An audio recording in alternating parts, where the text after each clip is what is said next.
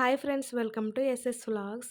First time మన videos ఎవరైనా చూస్తున్నట్టయితే please like and subscribe. Please support my channel. ఈరోజు వీడియో వచ్చేసి bagara rice, chicken curry.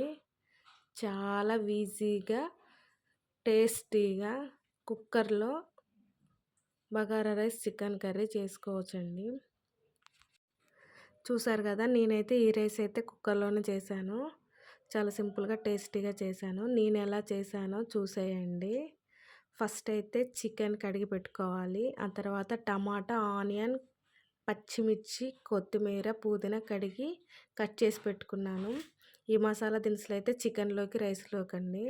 First అయితే మనం రోజు ఎలా చేసుకుంటామో అలానే రైస్ కడిగేసి కుక్కర్లో పెట్టేసుకోవాలి. తర్వాత గ్యాస్ ఆన్ చేసుకొని కడాయి పెట్టేసుకొని అందులో ఆయిల్ వేసి ఒక 4-5 బగారా ఆకులు వేసుకోవాలి. ఆ తర్వాత 2 దాల్చిన చెక్క, కొంచెం జాపత్రి, ఒక 2 అనాస పువ్వు, 2 యాలక్కాయలు, 2 లవంగాలు. ఇవైతే మరాఠీ మొగ్గండి. ఇవి వేసి ఆయిల్ వేసి ఫ్రై చేసుకోవాలి. ఇవి ఫ్రై అయినాక ఒక 2 పచ్చిమిర్చి కట్ చేసి వేసుకోవాలి. అవి కూడా ఆయిల్లో ఫ్రై అయినాక ఒక చిన్నపాటి ఆనియన్ కట్ చేసుకొని వేసుకోవాలి. ఈ ఆనియన్ బాగా ఫ్రై చేసుకోవాలి. ఈ ఆనియన్ అనేది మరీ బాగా ఫ్రై చేయాల్సిన అవసరం లేదు. నార్మల్గా కొంచెం కలర్ మారితే చాలు. ఇవి కూడా బాగా ఫ్రై చేసుకోవాలి. బాగా ఫ్రై అయిన తర్వాత అందులోనే ఒక చిన్న టమాటా సన్నగా కట్ చేసి వేసుకోవాలి. ఆ టమాటా కూడా కొంచెం ఫ్రై అయ్యాక అందులోనే కొంచెం కొత్తిమీర, పుదీనా వేసుకోవాలి. అవి కూడా ఆయిల్లో బాగా ఫ్రై చేసుకోవాలి.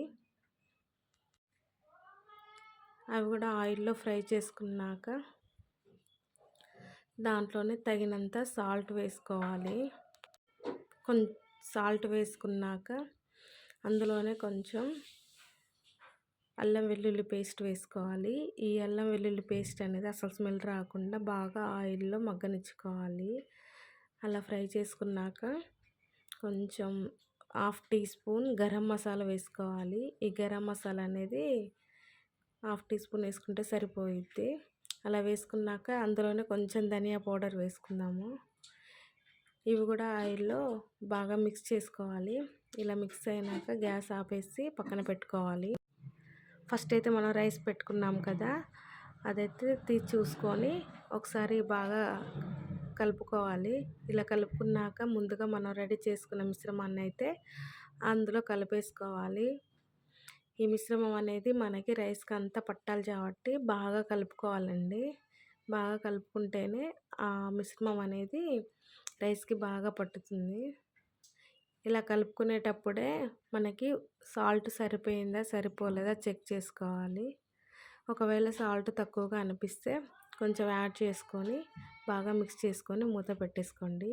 ఇది ఉడికే లోపల మనం చికెన్ ప్రిపేర్ చేసుకుందాము. అందుకు గ్యాస్ పైన ఒక కడాయి పెట్టేసి అందులో ఆయిల్ వేసుకొని ఈ కనిపించే మసాలా ఐటమ్స్ అన్నీ ఆయిల్లో ఫ్రై చేసుకోవాలి. అలా అవి ఫ్రై అవుతుండగానే ఒక 4 పచ్చిమిర్చి కట్ చేసి వేసుకోవాలి. అవి బాగా ఫ్రై అయిన తర్వాత ఆనియన్ వేసుకోవాలి.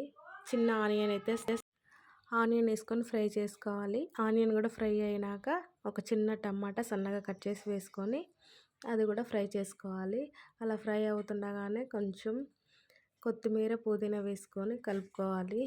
ఫస్ట్గానే నేనైతే ఒక ఆనియన్, 2 టమాటా పేస్ట్ చేసి పెట్టుకున్నా. ఆ పేస్ట్ కూడా ఇందులో వేసేయాలి.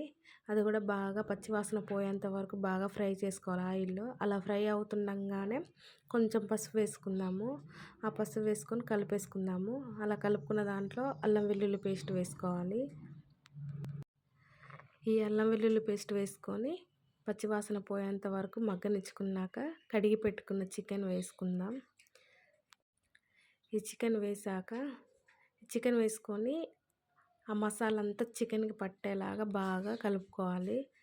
బాగా కలుపుకున్నాక ఒక 2 నిమిషాలు మూత పెట్టి మగ్గించుకోవాలి. అలా మగ్గేలోపు మనం రైస్ చూసేసుకుందాం ఒకసారి. రైస్ చూసారు కదా, బాగా కుక్ అయిపోయింది. బాగా పొడి పొడిగా వచ్చేసింది.